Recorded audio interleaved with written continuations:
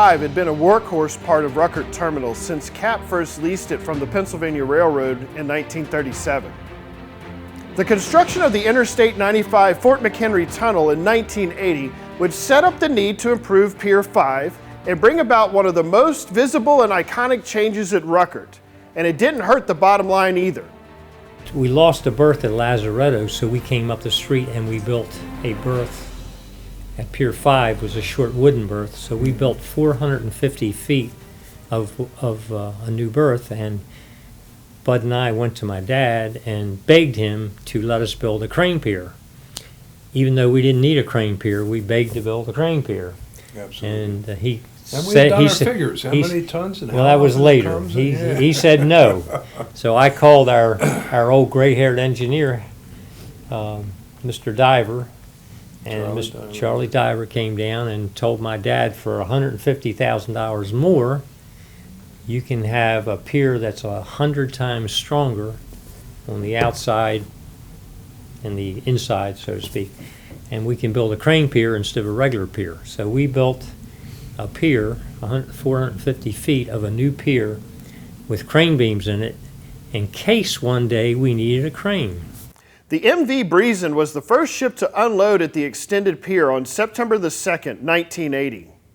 Well, within a year, we got, as Bud was saying, we got a letter from the Cotman Company saying they're going out of business.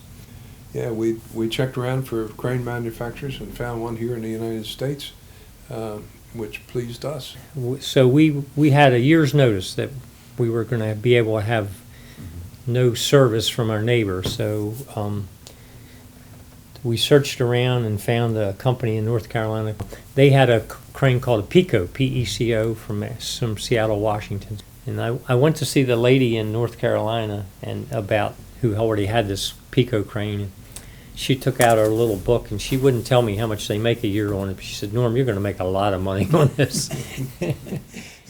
I went out to Seattle, Washington and negotiated buying a new crane and what we call a bulk unloader. And we already had the beams in the pier. So all we had to do was dig up a little blacktop strip, bolt some crane rails down. And so we invested about $1.5 million in the pier in around 1980, and then we invested another $2 million in buying this unloader and putting the crane beam down.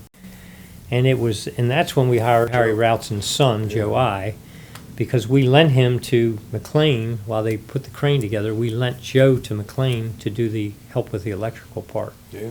And so he learned all about that crane, and he's been taking care of it almost ever since. Mm-hmm. So that crane, and as Bud then said, we had to go to Dad and show him, well, we think we can do 500,000 tons a year at $3 and da-da-da, and we can pay for it in 10 years. Mm-hmm. So we built the crane and it paid for itself in 3 years, I think, the way I remember, Bud, right? But to use an unloader with a grab bucket on it, this is not like a swinging crane. This is like a gantry, goes in and out. But when we got this unloader, we spec'd that out for almost a 10-yard bucket on it. And a good operator can do 800 or 900 tons an hour. So this was like space age compared to 50 tons an hour with ship's crane. On May 14th, 1982, the new PECO crane unloaded its first ship. I was sort of fascinated with this high-speed way of unloading a vessel, and it just sort of seemed like a natural.